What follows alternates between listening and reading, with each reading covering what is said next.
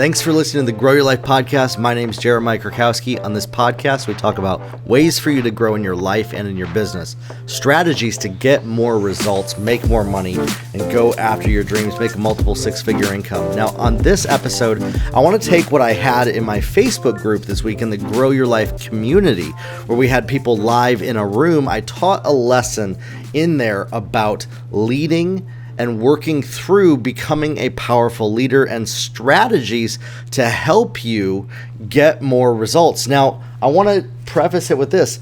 Every one of you is a leader. You are leading people. You might be saying, well, I'm selling a product. No, you're leading another human being to a solution, to a problem that they have, helping them get unstuck, clearing their health, their face, their hair. This is a problem they have. Every product that we sell is solving problems. And so this is marketing, is leading people to take action. And so I break this whole thing down in this lesson that I taught, which is going to help you sell more, which is going to help you get more sales, which is going to help you get more customers and ultimately lead yourself powerfully to get more results. So we're going to dive right into that now. Everybody who is on this is called to lead people. They were made and born to lead people, and their life has actually prepared them up to that point. And there's a number of different ways that we lead people, and I wrote them down right here. We help them get unstuck with issues that they're struggling with, find their voice when they have no voice, unlock out of the chains that they might be held back with, even prisons of anxiety, fear. It could be depression, could be their diet, could be just a bad hair routine. You know, totally. That's not just a bad hair routine. That changes their life. It changes their life. And so we get them unstuck out of these tough situations and point people to the truth and activate them in what is possible.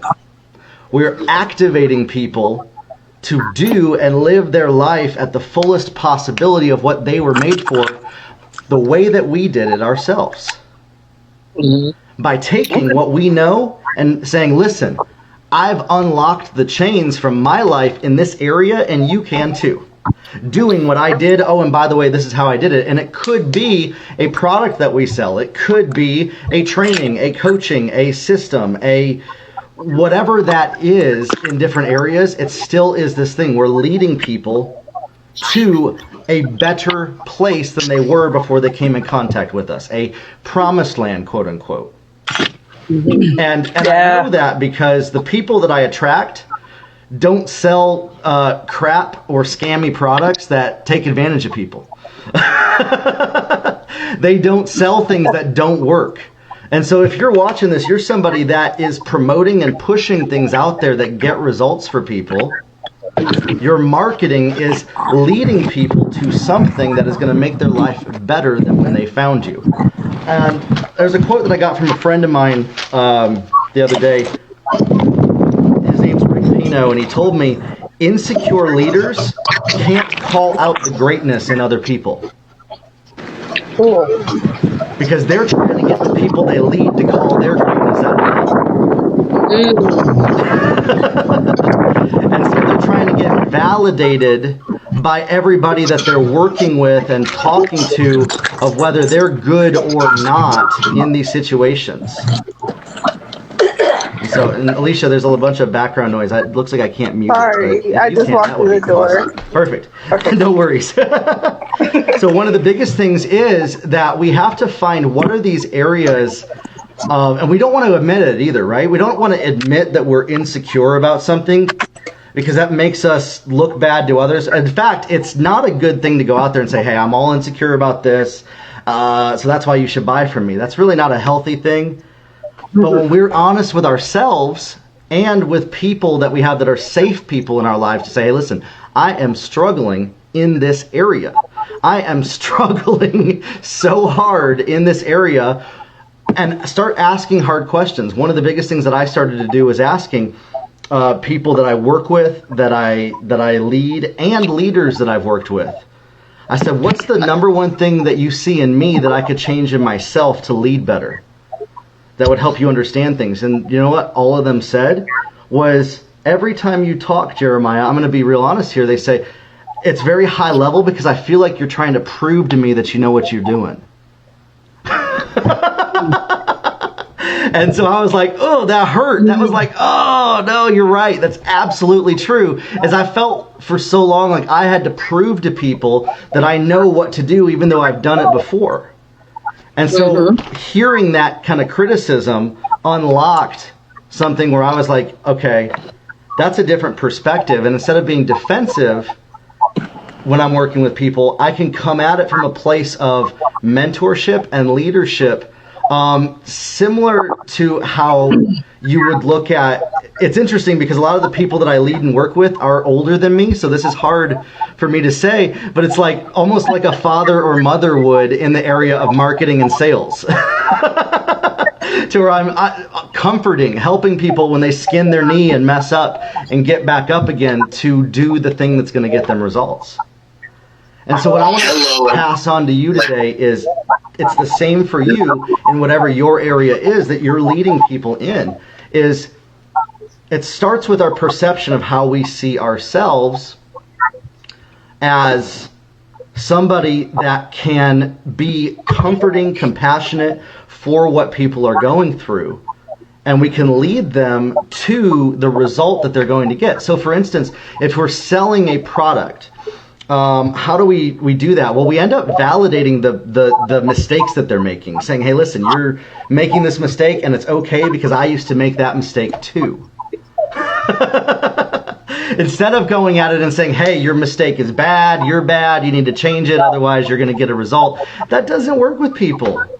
But when we can say, hey, listen, I made this same mistake and I was having the same struggles you were, and now this is how I got from here to here that you tell me that you want to get to. And so that's what it is. And whatever we're offering, whatever we're selling people, we're leading people to the path, the next step to take. And that's really as far as I got on this.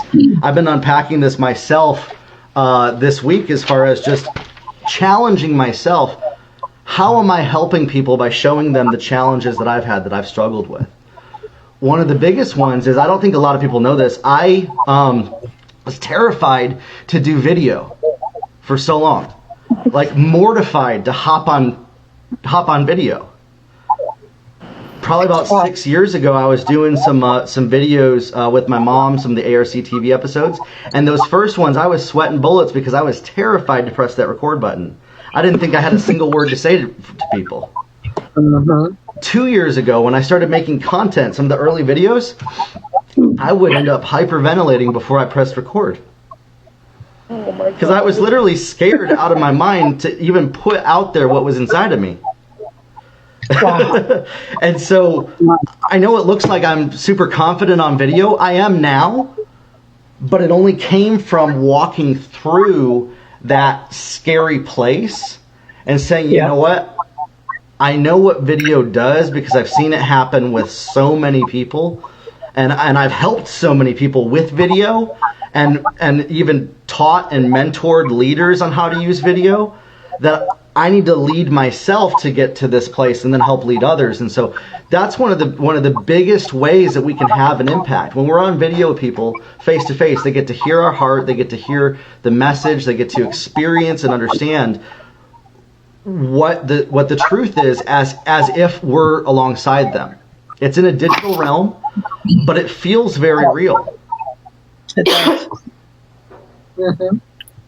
I mean, yeah, you were just talking about that. I was just listening to your podcast the other day of Make a Habit. I was trying to look for it. I was like, I just listened to it. Making a Habit of Courageous Actions.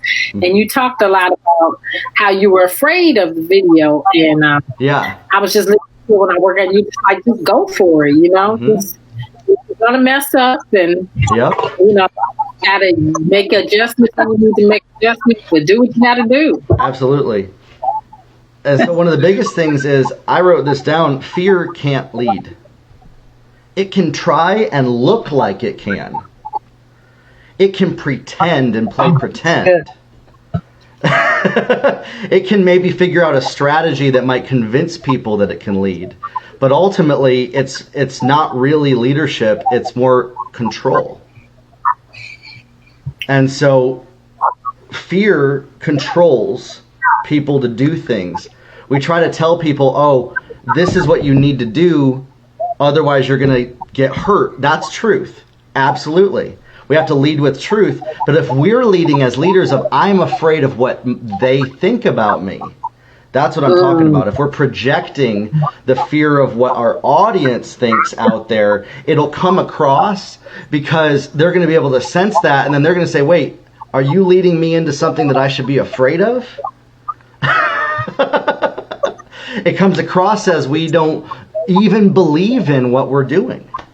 Mm-hmm. And I had a struggle with this for a while, where I had a lot of people tell me, Jeremiah, you look like you don't believe the words that are coming out of your mouth. Wow. And that really hurt me. I let it hurt me, and it was because it was resonating with what I knew was true inside of me, but I was avoiding admitting that was true, that I actually didn't even fully believe the words that were coming out of my mouth. Mm-hmm. And then people are like, wait, so that means, are you lying? Well, no, I know that they're true, but I'm not walking it out in my life to experience it fully. And so I had to come to face with that of, okay, why is this? Well, because there were these fears of, if I became successful, what the responsibility would be. And so there was a fear inside of me of, if I help other people, what will happen? What does that mean about me? And then what's my responsibility on the next step? So I better prepare for the pain that I'm going to experience by avoiding it. It's this whole like, okay, I'm gonna get myself so amped up and anxious about what hasn't happened yet, so that if it does happen, at least I'm ahead of this, one step ahead. And so in doing that, I found that I was looking for having a slight edge advantage over everything in every single situation that I was in, trying to make sure that nobody could one-up me in any situation. That comes across as inauthentic and disingenuous, especially when you're helping people, when you're selling. It's like, well, what's up his sleeve? What is he trying to do? Now, I knew that what I have to offer people is helping them, that it's getting them a result, that it was leading them to the right place. But what I was projecting was the wrong energy. So it was a projection of the belief that I didn't have. And people were picking up on what I wasn't saying more than what I was, and that's where there was a disconnect. And so this is why, for all of us to lead, to go after our goals, to run Facebook ads, to write sales copy, to create offers online, to get customers, our energy comes across by the way that we craft those words based on our own personal beliefs. Yep. And I made a post this morning that I think got a little misunderstood. It said, your beliefs might be broken, but you're not. And what I meant was not saying that your beliefs are broken, but oftentimes we do have these beliefs that came in from experience that they aren't serving us to the next step that we're called to go. And so we're relying on the old pattern. And so we have to replace that with what the truth is when we discover it. And then we can step into that area. We can step into the truth, which is different than the place that we came out of. And that breaks us free from the prison of our own thoughts, our own mind, our own fear, our own worry. And then we can help others, because oftentimes I think a lot of us that are on this call, the stuff that we lead people to, they might be scared to do because we're asking them to do something that they've never done before. And last time they tried it, it didn't work very well.